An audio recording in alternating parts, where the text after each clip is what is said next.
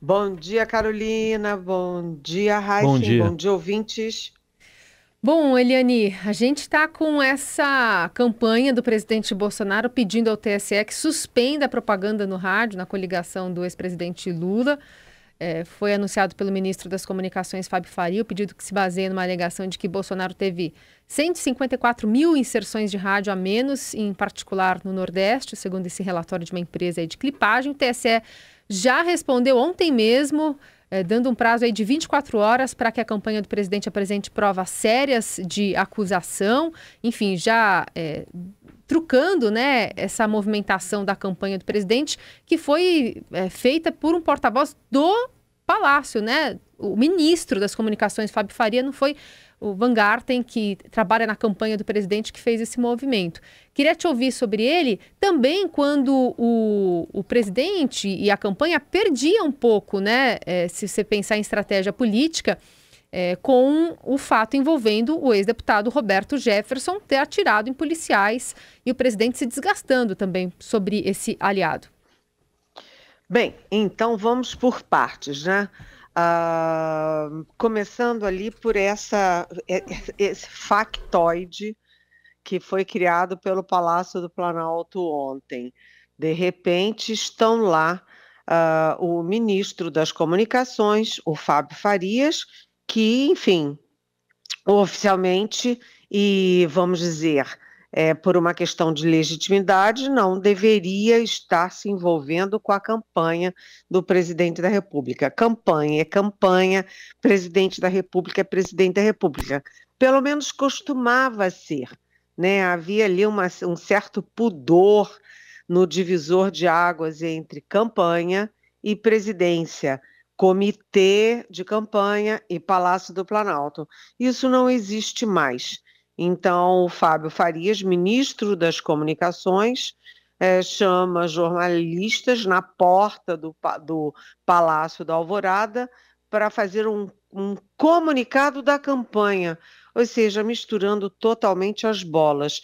E do lado dele está, sim, Fábio Weingarten, que é da campanha. A gente não sabe mais o que é campanha, o que é presidência, o que é dinheiro público, o que é dinheiro da campanha, né? Se o Paulo Guedes está tomando medida como ministro da Economia ou soltando dinheiro a rodo para pagar a campanha, virou uma grande confusão e o que você tem é o Estado brasileiro trabalhando por uma das campanhas, tornando a campanha totalmente desigual.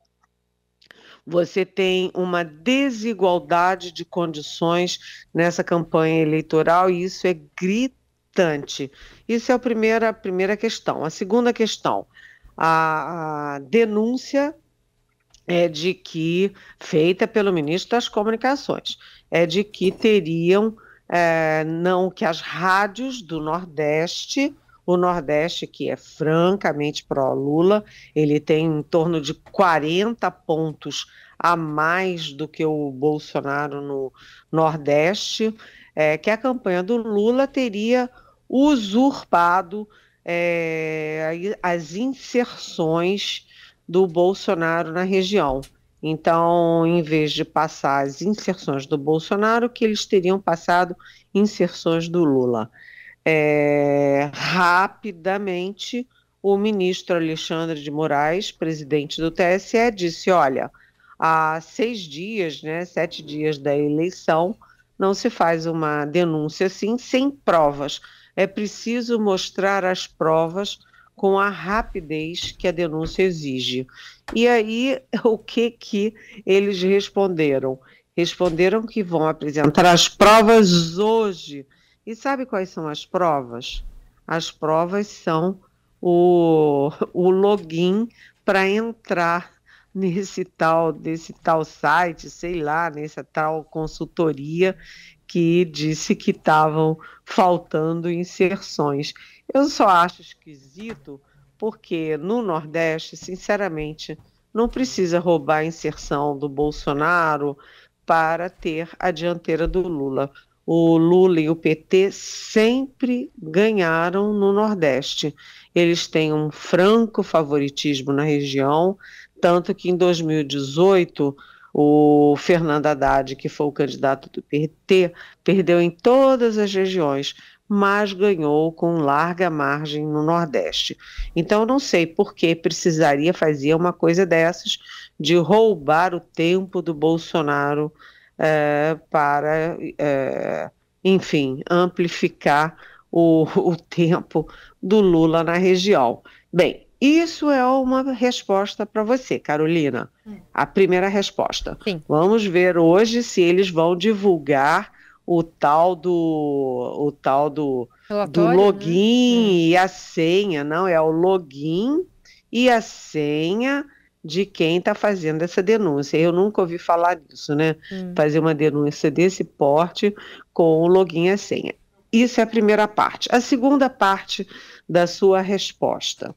Olha só, quando você olha a imagem do Fábio Faria e do Fábio Weingarten, você vê duas pessoas abatidas, né? Abatidas, com uma expressão cansada, né? Nervosas, tensas. Por quê?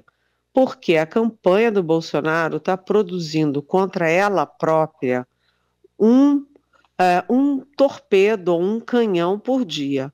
Né? Vem lá do Círio do Nazaré, que o Bolsonaro teve que ir e ficar praticamente escondido porque a arquidiocese reclamou, os fiéis reclamaram. Depois a Aparecida, com aquele sujeito com uma caneca de chope, meio bêbado, fazendo campanha para o Bolsonaro, aos gritos, né? Aí a arquidiocese também de Aparecida teve que se manifestar pedindo respeito a maior evento católico do país, que é em Aparecida. Aí teve a entrevista do vice-presidente da CNBB ao Estadão também, em tom de reclamação. Teve nota da CNBB. Aí depois teve o Bolsonaro dizendo que os nordestinos são analfabetos. Isso criou um mal-estar enorme no Nordeste inteiro. Depois teve a descoberta do canibalismo, né, do tal vídeo do Bolsonaro falando que comeria índio sim e que assistiria os 3 dias o índio sendo cozinhado para comer o índio. Depois aparece o vídeo do Bolsonaro e depois vários vídeos na mesma direção dele falando que pintou um clima com duas jovenzinhas, menininhas de 14, 15 anos que estavam arrumadinhas. E as meninas eram duplamente vulneráveis, além de crianças, eram venezuelanas tentando sobreviver num outro país. Bem, uma coisa atrás da outra. E, por fim, vem essa história assim, macabra do Roberto Jefferson recebendo com mais de 50 tiros, segundo ele, e com 2, 3 granadas, os policiais federais que foram prendê-lo, levá-lo de volta à prisão. Aí o Bolsonaro está perdido nessa história, né? Uma hora ele tentou defender o Roberto Jefferson, aí depois, horas e horas depois dos tiros e granadas, ele disse que era coisa de bandido, aí depois ele disse que, olha, nem tem foto, eu nem tenho foto com ele, aí a internet tem um monte de fotos de Bolsonaro com Roberto Jefferson. E, por fim, ontem, o que disse o Bolsonaro? Ah, que culpa eu tenho se um amigo meu saiu atirando nas pessoas. Gente, o que é isso, minha gente? É inacreditável tudo isso. É coisa de quem não tem desculpa para um ato como esses, porque os tiros e as granadas do Roberto Jefferson jogam luzes para que tipo de aliado o Bolsonaro tem, jogam luzes para a política de armamento da população que o Bolsonaro assumiu desde o primeiro dia de governo e, enfim, jogam luzes para a violência o recurso à violência. Então, a campanha do Bolsonaro está toda destrambelhada nesse momento. Eliane, ainda sobre o episódio Roberto Jefferson, né, queria uma avaliação sua, até que ponto a campanha do presidente Bolsonaro é atingida ou vai tentar desviar desses tiros de fuzil e dessas granadas. Lembrando que ontem saiu a pesquisa IPEC, ainda não capta todo o episódio, né, porque a pesquisa foi de 22 a 24, não capta tudo, mas mostrou que, por enquanto, os dois estão no mesmo lugar, Lula com 50% e Bolsonaro com 43%. Mas, para Bolsonaro, qual o efeito Roberto Jefferson na sua avaliação? Olha, Heisen, a gente ontem teve esse IPEC. O IPEC mostra estabilidade, nada saiu do lugar. Você teve uma mexidinha aqui, num segmento ou no outro, mas absolutamente nada sai do lugar.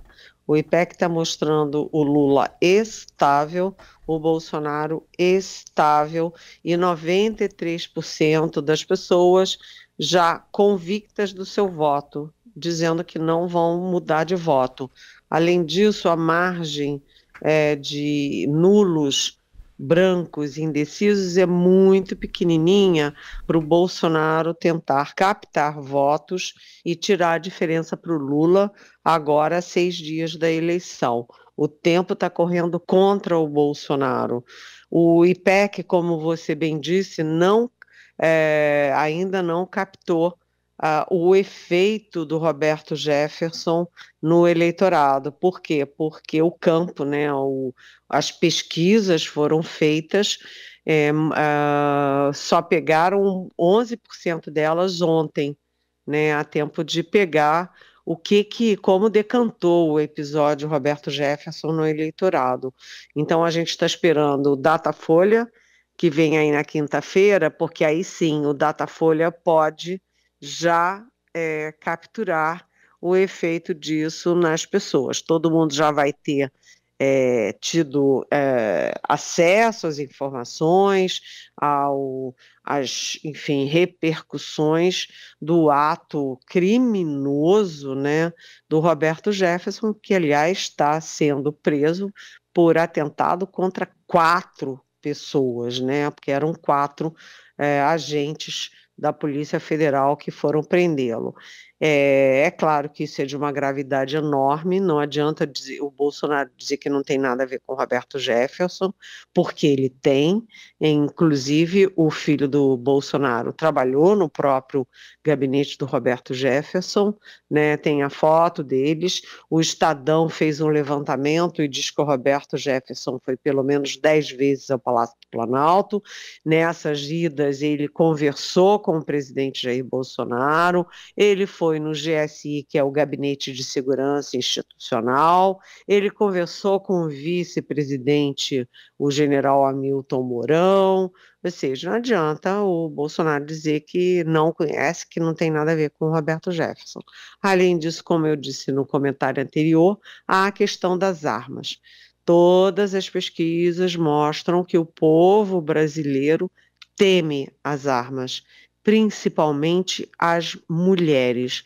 As mulheres temem a arma porque arma mata e a arma pode matar os filhos delas, principalmente nas comunidades pobres. Além disso, o nosso Estadão já fez levantamento de como as armas dos colecionadores, caçadores, etc., vão parar nas mãos das grandes organizações criminosas tipo o PCC, né? Ficou baratinho para o PCC ter muito armamento. Você viu que o Roberto Jefferson tinha fuzis, granadas, uma quantidade imensa de munição, e isso tudo é graças, evidentemente, à ação do Bolsonaro, que liberou geral as armas, inclusive desautorizou o Exército Brasileiro pelo Twitter,